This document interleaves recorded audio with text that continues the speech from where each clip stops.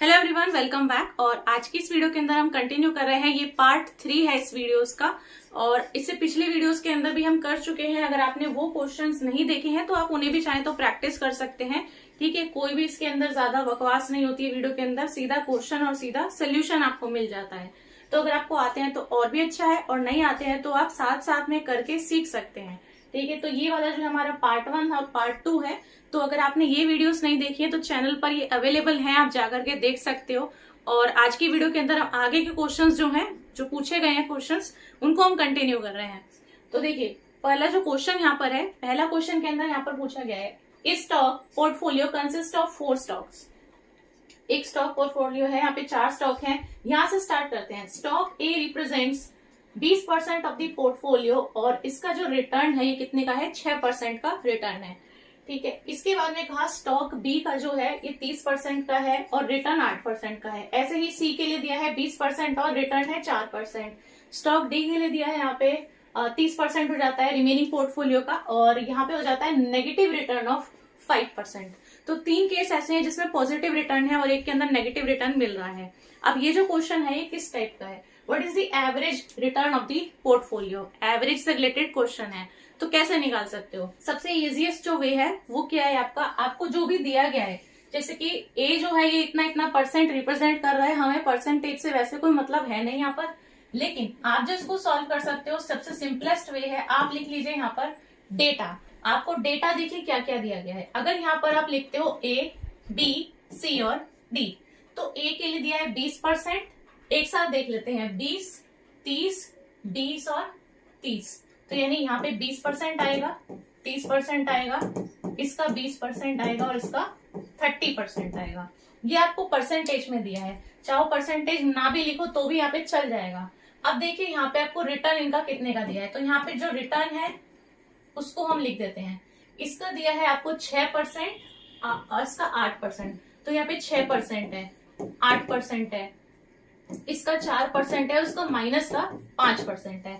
तो परसेंटेज नहीं लिखेंगे तो ज्यादा आसान रहेगा, क्योंकि यहाँ पे सिर्फ डेटा लेके आप कैलकुलेट कर सकते हो। देखो, अब यहाँ पे जो भी आपके पास में डेटा में वैल्यूज होती हैं, अगर वो कट रही हैं, कैंसिल हो रही हैं, तो इनको हम काट लेते हैं। जैसे कि अगर आप इसमें देखो तो 0 सब में आ रहा है, तो हम 0 को यहाँ पे काट सकते हैं। ठीक है, तो यहाँ पे हम क्या कर लेते हैं, इसको काट देते हैं, 0 को हटा देते हैं यहाँ से।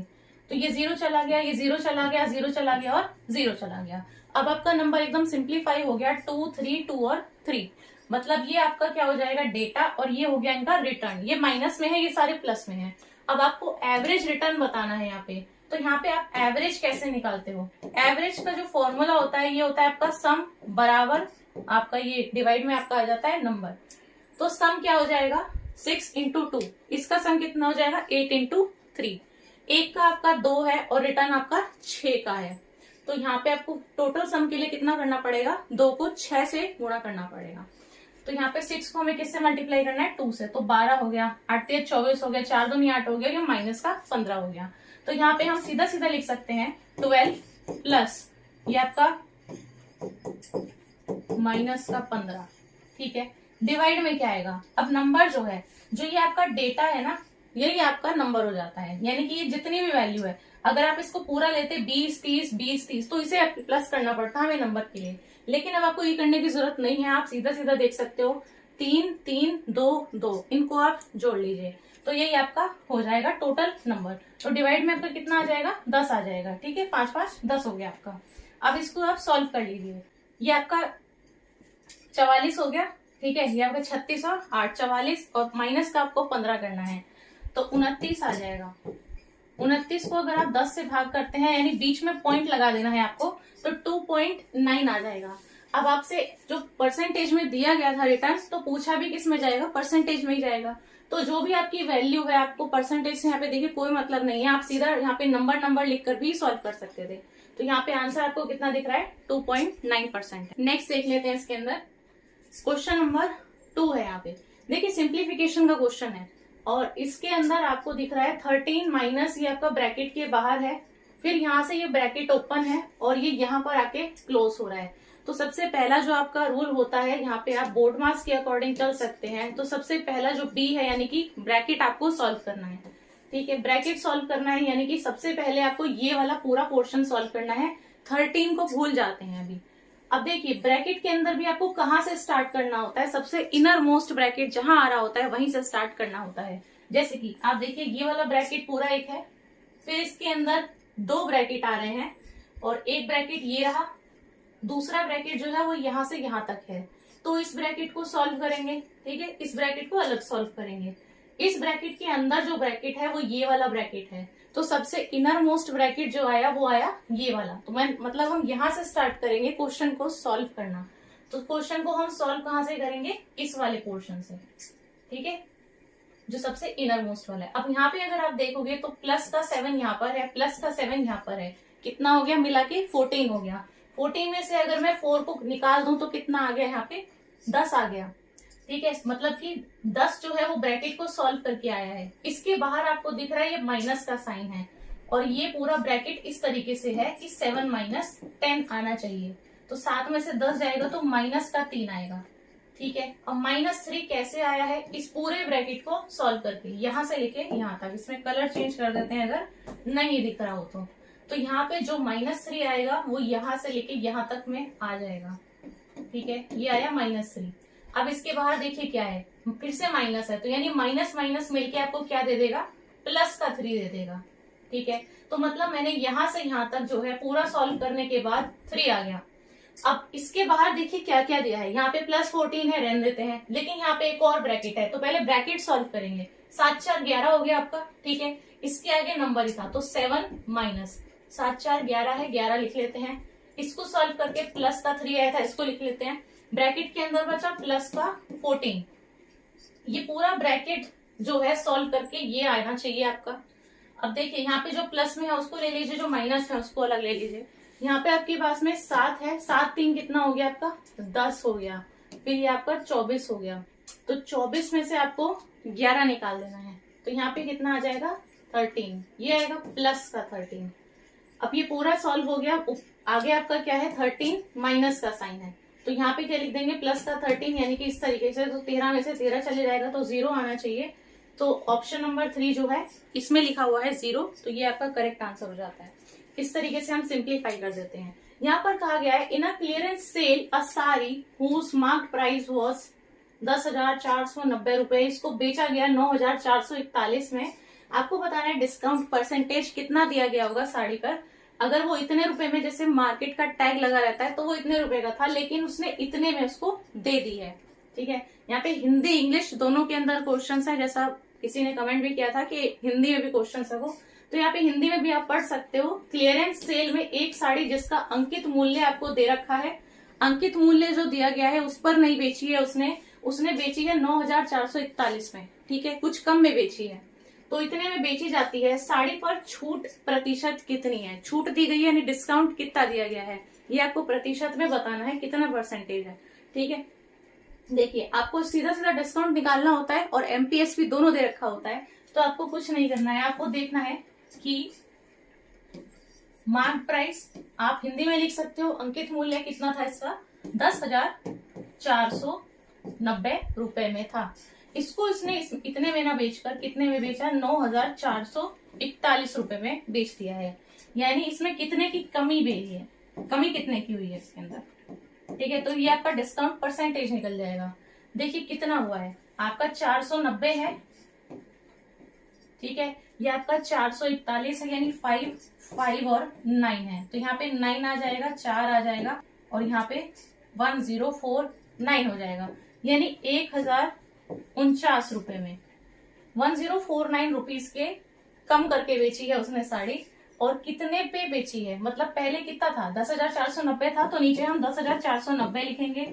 अब क्योंकि हम परसेंटेज में निकाल रहे हैं तो मल्टीप्लाई विद 100 करना ही पड़ेगा इसके अंदर। अगर आप सीधा सीधा यहाँ पर देखो तो यही वैल्यू नीचे लिखी है, जस्ट 1 0 एक्स्ट्रा है, तो पूरा काट दीजिए। 1 0 से 1 0 चला गया तो कितना बचा आपका 10 बचा, बस 10% का उसने डिस्काउंट दे दिया उसके ऊपर, ठीक है। अगर आप डायरेक्टली भी देख लें तो यहाँ से आपको दिख ही जाएगा 10% डिस्काउंट दिया है। इसके बाद में यहाँ पर कहा है a pipe can fill an overhead tank in 12 hours but due to a leak at the bottom it is filled in 18 hours. If the tank is full, how much time will the leak take to empty. यहाँ पर कहा गया है एक pipe एक overhead tank को 12 घंटे में भर सकता है, लेकिन तली में रिसाव के कारण टैंक 18 घंटे में भरता है।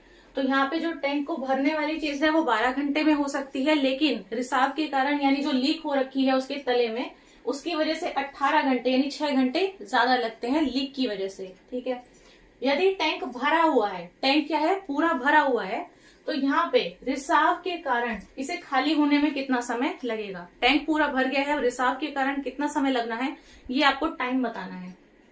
तो जब भी लीक के लिए टाइम निकालना है तो सेमी फॉर्मेट आपको फॉलो करना होता है। जैसे कि आपका जो टैप है, ठीक है, या फिर जो पाइप है, तो यहाँ पे हम टंकी को ए मान लेते हैं जो भर रही है।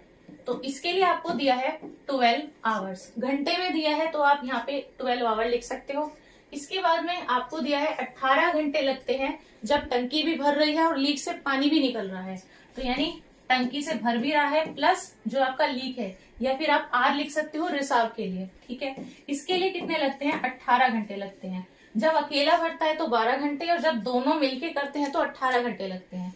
अगर आप इनका एलसीएम लेके देखते हो तो कितना आ जाता है 36 आ जाता है। अगर ये प्लस में है, ये दोनों भी प्लस में है, तो यहाँ पे कितना आ जाएगा 2, 18 दूनी 36 और 12 36। ठीक है, तो यहाँ पे 3 आ गया, यहाँ पे 2 आ गया, यानी ए के लिए आपको मिल गई 3 है। अगर यहाँ पे ए के लिए 3 है प्लस का 3 और यहाँ पे ओवरऑल जो है ये 2 है, तो यानी लीक की वजह से कितना होगा माइनस का 1 होगा। मतलब जो इसकी आपकी एफिशिएंसी कह सकते हो आप, वो निकल करके आएगी -1। मतलब -1 यूनिट वो करेगा कितने में। यहाँ पे हमने आवर्स में लिया है तो यानी घंटे की बात कर रहे हैं, मिनट्स में लिया होता तो पर मिनट की बात हो रही होती। तो यहाँ पे लिखा है -1 यानी 1 यूनिट वो 1 घंटे में खाली करेगा। ओवरऑल आपका कितना है 36 लीटर 36 यूनिट कैसे भी आप कह सकते हो। तो यानी कि उसको 36 घंटे लगेंगे। ठीक है, अगर 1 लीटर 1 घंटे में हो रहा है तो अगर आपके 36 लीटर हैं तो 36 ही घंटे लगेंगे, सीधी सी चीज है। तो यहाँ पे आपको कितने टाइम लगेगा लीक को खाली करने के लिए 36 घंटे लगेंगे। ठीक है, तो डी ऑप्शन इसका एकदम करेक्ट है। इसके बाद में देखिए यहाँ पर कहा गया है 2 ट्राइंगल्स EFG और HIJ are congruent if the area of triangle EFG 124 centimetre square में है, एरिया HIJ का कितना है, सेम ही रहेगा। यहाँ पे देखिए 2 त्रिभुज हैं, 2 ट्राइंगल है आपके, 2 त्रिभुज हैं इस तरीके से। एक है आपका EFG और HIJ, चलिए HIJ भी बना देते हैं। यहाँ पे EFG जैसे लिखा है वैसे ही HIJ को लिखेंगे, उल्टा सीधा नहीं लिखेंगे, कॉन्ग्रुएंट बोला है। ठीक है, मतलब जैसा ये है ना एग्जैक्ट फोटोकॉपी ये है, तो नेमिंग अलग है बस, है एकदम सेम। ठीक है, साइड एंगल एरिया सब कुछ सेम है। EFG और HIJ आपको बोल दिया गया है, इसका जो आपको दिया गया है वही इसी का होगा क्योंकि एकदम कॉन्ग्रुएंट है। क्षेत्रफल जितना दिया है वही आंसर हो जाता है जब आपको कॉन्ग्रुएंट लिखा हुआ दिखता है। तो अगर इसका 124 सेंटीमीटर स्क्वायर रहा होगा क्षेत्रफल, तो इसका भी 124 सेंटीमीटर स्क्वायर ही रहा होगा क्षेत्रफल। एक का दिया है एक का पूछा है, एकदम सेम आंसर आएगा 124 सेंटीमीटर स्क्वायर। अगला देख लेते हैं इसके अंदर हम। देखिए यहाँ पे कहा गया है the mean proportional of 8a square and 18/a⁴। यहाँ पर कहा गया है इनका mean proportional where a is positive number. आपको बताना है 8a स्क्वायर है और 18 बटे में आपका है a⁴ का माध्यानुपातिक क्या है। मीन प्रोपोर्शनल पूछा गया है जहां a एक धनात्मक संख्या है। मीन प्रोपोर्शनल निकालने के लिए या माध्यानुपाती निकालने के लिए आप सीधा सीधा देखिए फॉर्मूला जो हो जाता है वो √a भी हो जाता है आपका। a जो पहला दिया है, b जो दूसरा दिया है, तो आप रूट के अंदर दोनों को रख दीजिए और सॉल्व करिए, बस इतना ही करना होता है इसके अंदर। तो पहला 8a स्क्वायर है तो यहाँ पर मैं लिख देती हूँ 8a स्क्वायर इंटू कुछ नहीं है मतलब मल्टीप्लाई में है। ठीक है, b कितना है 18/a⁴ है। अगर यहीं पर इसको काट दें तो पावर से पावर चली जाएगी, ऊपर 2 थी नीचे 4 थी यानी नीचे 2 बची होगी। ठीक है, और 18 का 8 गुना आपका 144 हो जाएगा, बटे में आपका कितना आ जाएगा a⁴ ये आपका रूट में है। 144 किसका होता है 12 का होता है, तो यानी ऊपर 12 आ जाएगा और नीचे आपका स्क्वायर है और स्क्वायर रूट करेंगे तो कितना आ जाएगा a आ जाएगा, यानी 12/a आना चाहिए। आपका दिया है ऑप्शन नंबर 4 के अंदर, तो ये आपका करेक्ट ऑप्शन हो जाता है। इसके बाद में देखिए नेक्स्ट है आपका sec alpha plus tan alpha. आपसे कहा है if sec alpha plus tan alpha upon sec alpha minus tan alpha बराबर है 7/4 के, तो आपको वैल्यू बतानी है कोसेक अल्फा की। यहाँ पे ऑप्शंस दिए गए हैं, तो ये आपको दिया है, एकदम सेम है, कुछ नहीं है, बस मान निकालना है इसका, ठीक है। हिंदी की इंग्लिश सेम ही रहेगी यहाँ पे, इंग्लिश की हिंदी। यहाँ पे देखिए sec alpha plus tan alpha upon this दिया है। आप इसको बेसिक से अगर मैं बताऊं, ठीक है, तो बेसिक से आप देखिए, पहले प्लस में है तो सेक को आप लिख सकते हो 1/cos, बड़ा बड़ा लिख देते हैं तो 1/cos। अल्फा दिया है, थीटा दिया है, ए दिया है, बी दिया है, जो आपको आसान लगे आप उसे बना के दीजिए, ठीक है। अल्फा ही ले देते हैं। प्लस में आपका है ये आपका 10, ठीक है। तो आप इसको ना पूरा पूरा ना लिख के आप लिख सकते हो 1/cos, ठीक। प्लस आपका 10 दिया है तो sin/cos हो जाएगा। डिवाइड बाई आपका है माइनस में यही चीज, तो 1/c माइनस s/c यही आएगा। नीचे आपका पूरा कॉस आएगा, ठीक है, जो डिनोमिनेटर में एलसीएम लिया जाता है, नीचे आपका पूरा कॉस आएगा, वो वाला कॉस और ये वाला कॉस पूरा कट जाएगा, तो ऊपर जो आपकी सिर्फ चीज बचेगी वो कितनी हो जाएगी, 1 प्लस साइन अल्फा और 1 माइनस साइन अल्फा, इतना बचेगा। और यही चीज बराबर दी है 7/4 के, मतलब अगर मैं इसको इक्वल रख दूं 7/4 के। अब मैं इधर लिख देती हूँ उस चीज को। देखिए अगर आप 4 को इधर ले जाते हो और 7 के साथ में इसको मल्टीप्लाई कर देते हो, तो ये चीज आपकी कुछ इस तरीके से बन जाएगी 4 प्लस 4 साइन अल्फा, पूरा लिख दिया मैंने, ठीक है। और इसको हटा देते हैं, और 7 माइनस 7 साइन अल्फा, ये आपका 4 इधर चले जाएगा तो माइनस में हो जाएगा, तो 3 बचेगा सिर्फ, और 4 साइन अल्फा, और यहाँ पे कितना था माइनस का 7, ये इधर जाके क्या हो जाएगा प्लस का 11, तो यहाँ पे हो जाएगा 11 साइन अल्फा। साइन अल्फा अगर मैं निकालना चाहूँ तो 3/11 हो जाएगा, यहीं से भी उल्टा कर सकते हैं, पर मैं करके दिखा देती हूँ अगर किसी को नहीं आता। तो साइन अल्फा हो जाएगा आपका 3/11।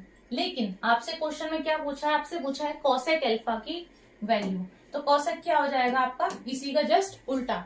तो अगर आपको कोसेक लिखना है, कोसेक अल्फा हो जाएगा आपका 3/11 का 11/3, 11/3 आपको यहाँ पर दिया है, तो यानी यही आपका करेक्ट आंसर है। तो आप इस तरीके से निकाल सकते हैं, ठीक है। इसके बाद में देखिए यहाँ पर कहा गया है रमेश हैज 18,000 रुपीज। रमेश के पास में कितने हैं, 18,000 रुपीज है।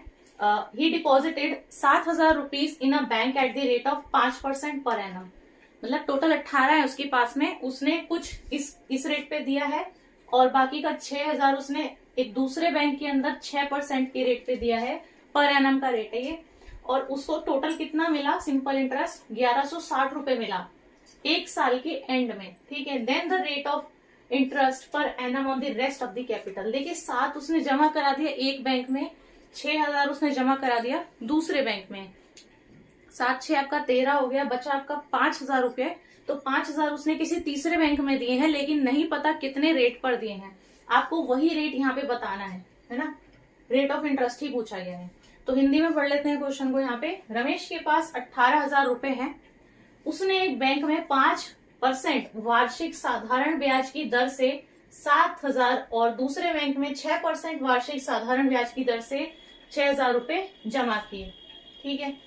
यदि उसने एक वर्ष के अंत में साधारण ब्याज के रूप में 1160 रुपए प्राप्त हुए, तो शेष पूंजी पर वार्षिक ब्याज की दर किसके बराबर होगी, ये आपसे पूछी गई है। तो यहाँ पे हम दोनों का एसआई देख लेते हैं, क्योंकि टोटल एसआई आपको बता रखा है तीनों के लिए, तो 2 का निकाल देते हैं। 2 का कितना है आपका 7,000 रुपए 5% पे है, तो अगर आपको एसआई देखना है तो 7,000 और यहाँ पे कितना है 5% है, ठीक है। परसेंटेज से आप 2 जीरो उड़ा दीजिए, तो 7 पंजे 35, यानी कि ₹350। 6,000 रुपए है, कितने परसेंट पे दिया है इसने 6% पे दिया है, ठीक है। तो परसेंटेज से आप 2 जीरो उड़ा दीजिए तो कितना हो गया 360 रुपए हो गया, मतलब ये इसका एसआई हो गया और ये इसका एसआई हो गया। अगर आप टोटल एसआई देखते हो जो इन दोनों बैंक से मिला, वो कितना हो गया 710 रुपए हो गया, ठीक है। लेकिन जो उसको तीनों बैंक से मिला वो 1160 रुपए था, मतलब आपका जो रुपीज हटा देते हैं, सीधा नंबर देखते हैं, 1160 रुपए में से 710 रुपए, 710 रुपए क्या थे इन दोनों बैंक से थे। तो जो तीसरे वाले बैंक का एसआई मुझे मिला होगा वो आप माइनस करके निकाल नहीं सकते, यहाँ से निकाल सकते हो। तो ये आपका 0 हो गया, ठीक है, ये 5 हो गया और ये 4 हो गया, यानी कि 450 रुपए तीसरे वाले बैंक से उसको सिंपल इंटरेस्ट मिला होगा, ठीक है। अब यहाँ पे आप फॉर्मूला लगा दीजिए, क्योंकि सब कुछ आपको पता है, 5,000 रुपए पे है, 1 साल के लिए है। तो आप यहाँ पे लिख सकते हैं जो आपका SI है वो बराबर है P into R into T, बट्टे में आपका कितना है 100 है। ठीक है, SI मैंने अभी निकाला जस्ट 450 रुपीज है। प्रिंसिपल आपका कितना है, 7 इसमें दिए, 6 इसमें दिए, बचे 5,000 रुपए।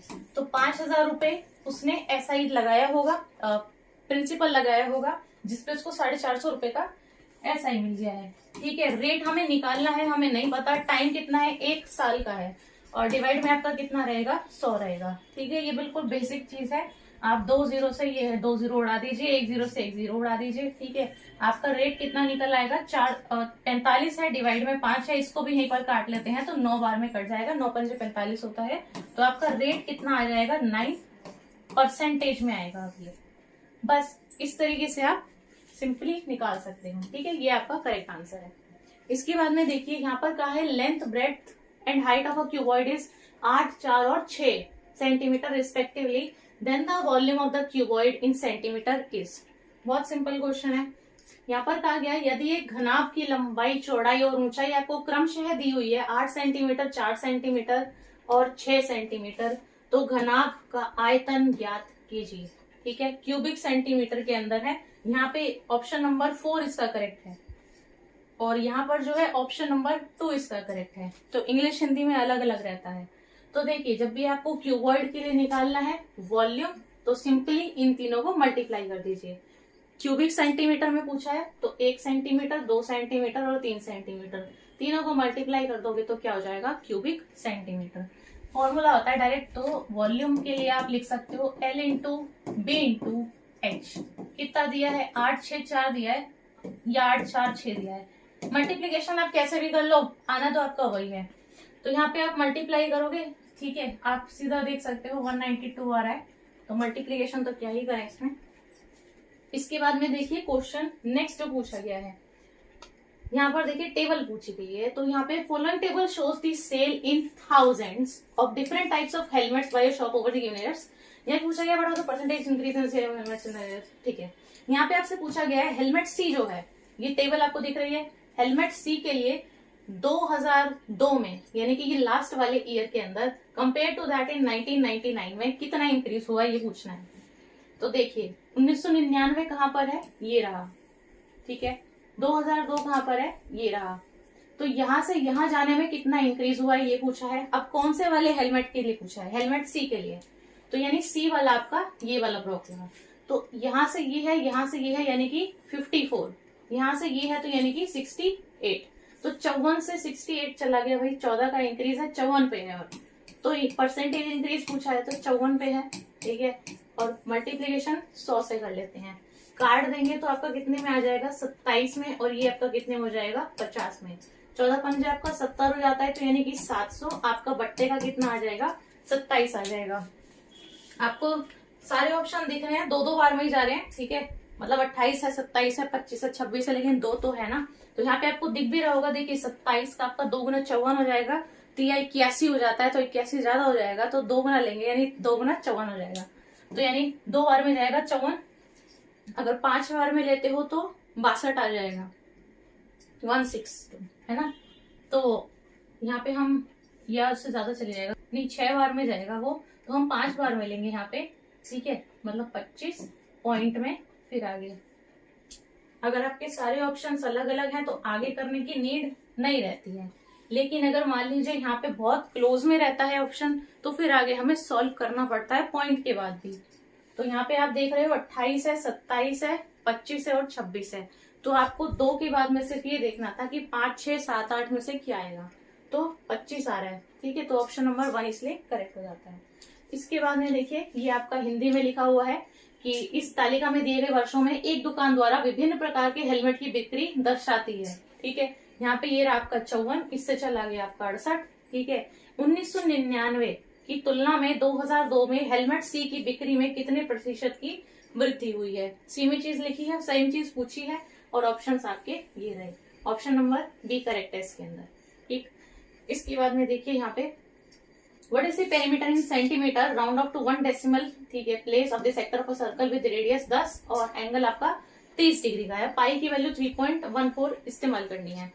यहाँ पे आपसे कहा है 10 सेंटीमीटर त्रिज्या यानी रेडियस आपको दिया है, त्रिज्या आपको दी हुई है और 30 डिग्री का कोण वाले एक वृत्त के त्रिज्य खंड का परिमाप सेंटीमीटर में एक दशमलव स्थान तक इस तरीके से आपको बता देना है, पाई की वैल्यू आपको बतानी है। अब देखिए दो चीजें आपको दी गई हैं। पहली चीज यहाँ पर लिख देते हैं, त्रिज्या दी है मुझे 10 सेंटीमीटर की त्रिज्या दी गई है, कोण दिया गया है मुझे यहाँ पर 30 डिग्री का। ठीक, अब पूछा क्या था इसके अंदर, पेरीमीटर पूछा था, ठीक, परिमाप पूछा था। तो ये आपको बताना है एक सेक्टर के लिए। मतलब देखो अगर इस तरीके की आपकी फिगर है और यहाँ पे आपको ओवरऑल पेरीमीटर बताना है, तो ये आपका एल हो गया, यहां से लेके यहाँ तक का, ये आपका रेडियस ही रहेगा यानी त्रिज्या, ये आपकी त्रिज्या ही रहेगी। तो यानी पेरीमीटर कितना हो जाएगा, इसका डबल और प्लस आपका एल।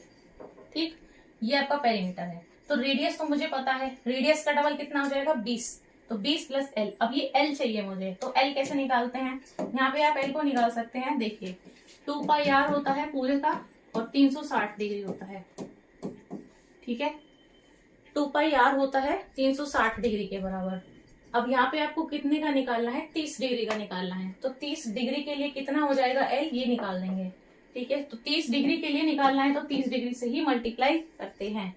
पाई की वैल्यू आपको 3.14 बोली है तो वो ले लेंगे और आर आपको 10 दे रखा है, तो सीधा सीधा 20 लिख दूं इंटू 3.14 इंटू 30 है आपका और डिवाइड में आपका 360 है। आपका 0 से 0 काट दीजिए, ये आपका कितने में चले जाएगा 12 बार में। ठीक है, इसको काट दीजिए तो ये आपका 10 हो जाएगा और ये आपका 6 हो जाएगा। फिर इसको वैसे ही काट देते हैं, 3 बार में चले जाएगा, तो 5 दिया, ये आपका कितना हो जाएगा 15.70 डिवाइड बाई आपका 3 है, तो यानी 5 पॉइंट समथिंग में आएगा आपका। ठीक है, 5 पॉइंट समथिंग आएगा। अब यहाँ पे आपको 20 में इस एल की वैल्यू को जोड़ना है, तो यानी 20 प्लस 5 पॉइंट समथिंग अगर आप जोड़ोगे तो यानी 25 दशमलव करके कुछ आना चाहिए। अब आपका ये ऑप्शन 20 के करीब में है, ये 35 चला गया, ये 82 चला गया, तो 25 के करीब में यही है, तो यही आपका सही आंसर हो जाता है। नेक्स्ट देख लीजिए, यहाँ पे आपको ये दिया गया है, इज डिविजिबल बाई 11, 11 से ये विभाज्य है। Then what is the value of k, k का मान आपको बताना है। कोई भी संख्या अगर आपकी 11 से विभाज्य हो जाती है तो आपको कैसे करना होता है। देखो 7 है, 8 है, 4 है, 5 के 8, 5 और 4। अब ये 11 से अगर कट रही है तो आपको ऑल्टरनेट देखना है, मतलब पहले 7 फिर 4, 7 4 हो गया 11, 11 जमा आपका के हो गया, फिर ये आपका हो गया 16, यानी 16 जमा के। एक बार ऑल्टरनेट लेंगे तो एक नंबर आएगा।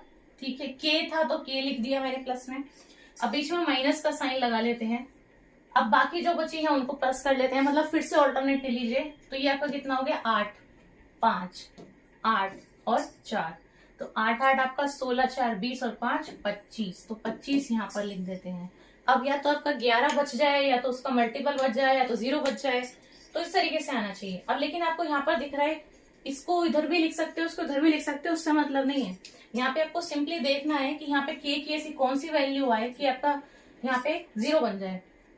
इस केस के अंदर तो 0 बना देते हैं, क्योंकि यहाँ पे के की मैक्सिमम वैल्यू क्या हो सकती है 9 तक ही हो सकती है, 11 12 13 नहीं हो सकती। तो यहाँ पे के की वैल्यू अगर मैं 9 ले लूँ तो 16 9 25 हो जाएगा, 25 में से 25 चले जाएगा तो कितना आ जाएगा 0 आ जाएगा, यानी तब ये वैल्यू के जो देगी यहाँ पर, ठीक है, उससे क्या होगा, ये पूरा नंबर डिवाइड हो जाएगा 11 से। अगर कोई और वैल्यू लेते हैं तो नहीं हो पाएगा। तो के की वैल्यू हम कितनी ले पा रहे हैं 9, है ना, तो यहाँ पे 9 आंसर है इसके अंदर। नेक्स्ट देखते हैं, यहाँ पे कहा गया है if a is an acute angle which of the following is equal to sine a upon 1 plus cos a. Acute angle है, 90 से नीचे लेना आपको। ठीक है, आप इसको ऐसे देख सकते हो, अगर हम इसको देखें ट्रायंगल है, ठीक है, यहाँ पे आपके पास में 3 4 5 इस तरीके से आपके पास ट्रिपलेट है, तो साइन की अगर आप वैल्यू रखोगे तो आपका p अपॉन एच हो जाएगा, डिराइड में आपका 1 प्लस, कॉस के लिए लिखोगे तो b अपॉन एच हो जाएगा, यानी 3/5, 5 1 5 प्लस 3 कितना हो जाएगा 8, तो यानी कि 4/5 डिवाइड में 8/5 इक्वल्स टू का साइन है। 5 से 5 चला गया, 4 एक बार में, 4 2 बार में, यानी कितना आ रहा है 1/2 आ रहा है। तो अगर क्वेश्चन में मैं इस ट्रिपलेट के माध्यम से रखूं तो 1/2 आता है। अब आप चेक कर लो बस ऑप्शन में कहाँ पे आ रहा है, जहां पे आ रहा है वही आपका आंसर हो जाएगा। जैसे कि पहले वाले में अगर मैं रख के देखूं तो 1 माइनस कॉस ए है, इसी में आ जाएगा। देखो 1 माइनस कॉस के लिए ट्राइंगल यहाँ पे मैं फिर से बना देती हूँ। ये 3 लिया था, ये 4 लिया था और ये 5 लिया था। तो 1 माइनस 3/5 है, ठीक है। डिवाइड में साइन की वैल्यू कितनी हो जाएगी, 4/5 हो जाएगी। तो 5 में से 3 चला गया तो 2/5 और 4/5। 5 से 5 चला गया, 2/5 और 4/5। 5 से आपका 5 चला गया, 2 से 1 बार में, 2 से 2 बार में, तो कितना आ गया, 1/2 आ गया। जो मैच हो रहा है मतलब वही आपका आंसर है इसके अंदर। नेक्स्ट देख लीजिए यहाँ पे, इन अ ट्राइंगल PQR, ठीक है, अब the bisectors of angle Q angle R meet at point O inside the triangle. Triangle के अंदर मिलते हैं। इफ एंगल Q और आपको दे रखा है एंगल P का पूछा है, हिंदी में पढ़िए क्वेश्चन को। यहाँ पर कहा गया है किसी ट्राइंगल यानी PQR में एंगल Q एंगल R कोण जो आपको दिए गए हैं समद्विभाजक त्रिभुज के अंदर बिंदु O पर मिलते हैं। तो ऐसा कोई आपको त्रिभुज लेना है, ठीक है। ये आपका P है, ये आपका Q है, ये आपका R है। Q और R से लेना है, इसके अंदर मिलते हैं तो यानी यहाँ पर मिलेंगे। इसको O नाम दिया गया है, ये रहा बिंदु O। यदि आपको QOR का मान दिया है 160 डिग्री, QOR यानी ये वाला दिया है 160 डिग्री, तो एंगल P का आपसे पूछा है माप कितना है। तो देखिए, जब आपको एंगल P दिया होता था तो आप अंदर वाला जो भी एंगल ये बनता है इसके बाइसेक्ट होने से, तो वो कैसे निकालते थे, आपका जो ये वाला एंगल है ये आपका निकलता है 90 डिग्री में हम जोड़ देते हैं ऊपर वाले का आधा, एंगल P का हाफ, तो ये आपका ये वाला एंगल निकल जाता है, ठीक है। अगर आप इस वाले एंगल की वैल्यू यहाँ पर रखें तो ये कितना हो जाएगा, 160 डिग्री बराबर हो जाएगा 90 प्लस एंगल P का आधा। 90 को इधर ले जाइए, घटा दीजिए तो ये कितना बचेगा, 17, ठीक है, बराबर हो जाएगा एंगल P/2 के। इसको इधर ले जाएंगे तो एंगल P कितना आ जाएगा, 17 का 2 गुना यानी 34 डिग्री। अगर डायरेक्टली निकालना चाहो तो कैसे निकाल सकते हो, तो आप सीधा सीधा देखिए, आपको अंदर वाला दे दिया है और बाहर वाला पूछा है, मतलब पहले इस एंगल में से 90 निकाल दो तो कितना बचेगा, 17। अब ये इसका आधा होता था तो फिर ये इसका डबल हो जाएगा, ठीक है। तो यानी 17 का 2 गुना सीधा 34। तो जो ये वाला दिया होता है इसमें से 90 निकाल दो, जो बचेगा उसका डबल कर दो, वही आपका आंसर है। तो 17 का 2 गुना 34 आपका आंसर हो जाता है। इसके बाद में देखिए यहाँ पर कहा गया है, dishonest shopkeeper claims to sell salt at the rate of 25 रुपए per KG. The cost price of the salt is 25 रुपए पर केजी, ठीक है। Not satisfied with this, he tries to make profit by removing 200 gram from each kg. What is the shopkeeper's gain percentage? तो ये दुकानदार जो है ये बेईमान है, 25 रुपए पर किलो की रेट से यानी दर से नमक बेचने का ये दावा करता है कि मैं इतना दे रहा हूँ और नमक का क्रय मूल्य 25 रुपए पर केजी ही है, मतलब जितना बोलता है उतने पे ही देता है, कोई बेईमानी इसमें नहीं की है। लेकिन इससे संतुष्ट नहीं होने पर वह प्रत्येक किलो से, तो उससे संतुष्ट नहीं है तो उसने प्रत्येक किलो से क्या करा है, 200 ग्राम निकालकर मुनाफा कमाने की कोशिश करता है। मतलब अगर आप उससे 1 किलो मांगेंगे तो वो उसमें 800 ग्राम आपको देने वाला है। ऐसे ही वो हर 1 किलो के लिए आपसे करेगा, तो जितना किलो है उससे 200 ग्राम कटता चले जाएगा। दुकानदार का लाभ प्रतिशत कितना है, उसे कितना प्रॉफिट हो रहा है, तो इसमें आप अगर ये कुछ प्लस माइनस होता तो हम उसे भी लिख लेते, लेकिन इसने जितना बोला ना उतने का ही ये बेचने लग गया उसको, तो हम इसमें ना प्रॉफिट देखेंगे ना लॉस देखेंगे। सो यहाँ पे क्या हुआ, नो प्रॉफिट नो लॉस। लेकिन जो इसने बेईमानी की है हमें उसको नजरअंदाज नहीं करना है। तो इसने बेईमानी कहाँ करी है, 1 किलो में से 200 ग्राम निकाल दिया, मतलब इसके जो खुद से जेब से जो लग रहा है वो सिर्फ 800 ग्राम ही तो लग रहा है, मतलब ये कितना दे रहा है, 800 ग्राम दे रहा है। लेकिन जो ये पूरे पैसे लेगा वो कितने के ले लेगा, 1000 ग्राम के कह सकते हो आप, ठीक है। 1 किलो को मैंने ग्राम में लिख दिया है। अब इसको यहीं पर ही सिंप्लीफाई कर लीजिए, 0 से 0 चला गया, यहाँ पे कितना आएगा 4, यहाँ पे कितना आएगा 5, मतलब ये इसका जो है सीपी हो जाता है, ठीक है। और ये जो राइट साइड वाला है ये इसका एसपी हो जाता है। तो अगर आपका सीपी ये है और एसपी ये है, मतलब 4:5 का अगर आपका रेशियो है, तो यहाँ से आप प्रॉफिट का परसेंटेज निकाल सकते हैं। कितने का प्रॉफिट हुआ, 1 का 4 के ऊपर परसेंटेज के लिए 100 से, तो कितने में घटेगा 25 में, तो 25% का इसको प्रॉफिट हुआ है, तो 25% इसका सही आंसर है। नेक्स्ट देखिए यहाँ पर कहा गया है, a thief noticed a policeman at the distance of 600 metre. यहाँ पर लिखते चलते हैं, एक चोर ने 600 मीटर की दूरी पर एक पुलिस कर्मी को देखा, मतलब पुलिस वाला यहाँ पर है और इससे आगे यहाँ पर चोर है, तो ये पुलिस है, इनके बीच का जो डिस्टेंस है वो 600 मीटर का है। यहाँ पे थीफ यानी कि चोर है, थीफ लिख दीजिए या फिर सी से चोर लिख दीजिए। चोर भागने लगा और पुलिसकर्मी ने उसका पीछा किया। ठीक है, चोर और पुलिसकर्मी क्रमशः 12 और 15 की चाल से दौड़ रहे हैं। तो चोर की चाल है 12 और पुलिस की चाल है 15, यानी चोर पकड़ा गया होगा। ठीक है, पुलिस की चाल ज्यादा है।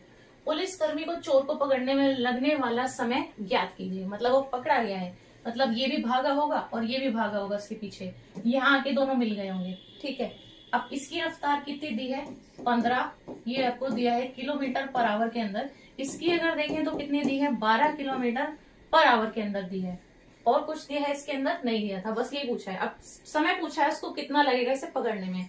आप देखिए क्वेश्चन में आप टाइम निकाल दीजिए, इसके अंदर यूनिट्स भी बहुत ध्यान रखनी होती है, दिया कुछ होता है पूछा किसी में होता है, तो यहाँ पे टाइम क्या हो जाएगा, डिस्टेंस अपॉन में स्पीड हो जाएगा। स्पीड डिस्टेंस अपॉन टाइम होता है, तो टाइम को इधर लेगा स्पीड को इधर लेगा, तो फॉर्मूला ऐसे आ सकता है। डिस्टेंस आपको दिख रहा है 600 मीटर है, स्पीड आपको दिख रही है किलोमीटर पर आवर में है, तो ये किलोमीटर पर आवर में है। देखिए जब भी सेम डायरेक्शन के अंदर भाग रहे हैं तो माइनस कर देंगे हम स्पीड को, रिलेटिव स्पीड निकाल रहे हैं, दोनों दौड़ रहे हैं एक दूसरे के पीछे, तो रिलेटिव स्पीड में माइनस होगा, तो 15 में से 12 घटा देंगे तो 3 की रफ्तार आएगी। ठीक है, तो रफ्तार जो है वो 3 किलोमीटर पर आवर की रहेगी, और डिस्टेंस हमारा मीटर में है, इसको भी किलोमीटर में लिखे ना तो 0.6 किलोमीटर हो जाएगा। भाई डिवाइड कर देना इसको 600 को 1000 से, तो ये आपका किलोमीटर में हो जाएगा, 2 0 से 2 0 गए, पॉइंट ऊपर चले जाएगा इस तरीके से। तो यहाँ पे 0.6 किलोमीटर हो गया, और स्पीड इनकी कितनी आ रही है 3, रिलेटिव स्पीड जो है 3 से काटेंगे 2 आवर। ठीक है, तो 0.2 ये आपकी क्या आ गया, टाइम आ गया, लेकिन ये किस में आएगा, आवर में आएगा, स्पीड आवर में थी तो आवर में आएगा। हमसे क्या पूछा था, टाइम मिनट्स में पूछा था, तो घंटे को मिनट में कन्वर्ट करने के लिए आपको 60 से गुणा करना होता है। तो 0.2 को 60 से अगर आप गुणा कर देंगे, 1 0 तो इसका पॉइंट हटाने में निकल गया, बचा 2 और 6, तो 6 का 2 गुना 12, तो यहाँ पे आपका कितना आ जाएगा 12 मिनट। देखिए 12 मिनट जो है ये एकदम सही है, ऑप्शन नंबर 3 करेक्ट है इसके अंदर। नेक्स्ट देखिए यहाँ पर कहा गया है, टेबल दिया है, the following table represents the total number of research scholars respective, जो भी दिया है ऊपर हम टेबल देखते हैं। देखिए डिपार्टमेंट बोले हैं physics chemistry mathematics statistics, total number of research scholar इतने हैं, ये टोटल है। यहाँ पर कहा है नंबर ऑफ फीमेल, मतलब ये टोटल है, ये सारे ये फीमेल है, अगर टोटल में से फीमेल हटा दो तो मेल आ जाते हैं। यहाँ पे पूछा है what is the ratio of male research scholars in mathematics to statistics, तो बस इसमें से इसको घटाओ तो मेल आएगा, इसमें से इसको घटाओ मेल आएगा, वही वाला रेशियो आपका आंसर है। आपसे पूछा है सिर्फ मेल रिसर्च स्कॉलर्स के बारे में, मैथमेटिक्स में काउंट करते हैं, टोटल 18 बच्चों में से 4 फीमेल हैं, तो जो मेल बच्चे हैं वो कितने हैं 14 हैं। स्टैटिस्टिक्स बोला है सेकेंड वाला, तो 12 में से 3 जो है वो फीमेल हैं, तो बची हुई जो भी है वो क्या है मेल है, यानी कितने 9, तो 14 और 9 कट नहीं सकते, तो हम काटेंगे नहीं इसको, तो रेशियो आपका 14:9 का रहेगा। नेक्स्ट देखते हैं इसके अंदर, ये हिंदी में है, ठीक है, आप पढ़ सकते हैं इसके अंदर, भौतिकी रसायन शास्त्र गणित सांख्यिकी। तो यहाँ पे कुल संख्या दी है, यहाँ पे शोधकर्ता हूँ महिलाओं की संख्या दी है, ठीक है, गणित और इसके लिए आपसे पुरुष वाला अनुपात पूछा गया है, तो आपका ये आंसर है, कुछ नहीं करना, माइनस और रेशियो है बस। नेक्स्ट देखिए इसके अंदर, यहाँ से पूछा गया है what is the value of D if, यहाँ पे आपको ये दिया है द गिवन टेबल आपको दे रखी है, दी गई तालिका में यदि A:C जो है और B:D, मतलब ये दोनों बराबर हैं, A/C बराबर है B/D के, रेशियो में है दोनों चीजें, तो D का मान कितना होगा ये आपको बताना है। 3 चीजें यदि एक पूछा है तो निकाल सकते हैं, आपको ये भी बता रखा है और ये भी बता रखा है, A:C का रेशियो जो है A/C, ये बराबर है किसके B और D के, यानी B और D इस तरीके से रहेगा। अब A भी पता है आपको, ठीक है, सी भी पता है, डी भी पता है, डी निकालना है। यहाँ से निकाल देते हैं। वैल्यू रख दीजिए सबकी यहाँ पर क्या क्या दी गई है। यहाँ पर वैल्यू रख देते हैं। ए की कितनी है 25 है, डी की कितनी है 40 है, तो 40 यहाँ पर आएगा। डी नहीं पता। सी कितना है 30 है। काट दीजिए इसको 5 से 5 बार में, 5 से 6 बार में, 5 से 8 बार में, 8 से 48, तो यहाँ पे आ जाएगा 48, 48। ठीक है, ये आपका करेक्ट आंसर हो जाता है। तो इस तरीके से ये क्वेश्चंस भी पूछे गए थे। ठीक है, अगर ये वीडियो आपको पसंद आई हो, अच्छी लगी हो, समझ में आए आपको सारे क्वेश्चंस, तो वीडियो को आप जरूर से लाइक एंड शेयर कर दें, चैनल को आप सब्सक्राइब कर लें। और आगे आने वाली वीडियोस के अंदर भी हम और भी बहुत सारे क्वेश्चंस करेंगे। और जो मैंने आपको पहले के क्वेश्चंस कराए हैं, अगर आपने वो वीडियोस नहीं देखे हैं तो उन्हें भी देख लीजिए, उन क्वेश्चंस को भी सॉल्व कर लीजिए। बहुत हेल्पफुल वीडियोस हैं, कम टाइम के अंदर आप ज्यादा से ज्यादा क्वेश्चंस को कवर कर पाएंगे। तो वीडियो अच्छी लगी तो वीडियो को आप लाइक एंड शेयर कर दें, फ्रेंड्स के साथ में आप वीडियो को शेयर कर सकते हैं। और टेलीग्राम जो चैनल है उसका भी लिंक आपको नीचे डिस्क्रिप्शन बॉक्स में मिल जाएगा, उसको आप ज्वाइन कर सकते हैं। And thanks for watching.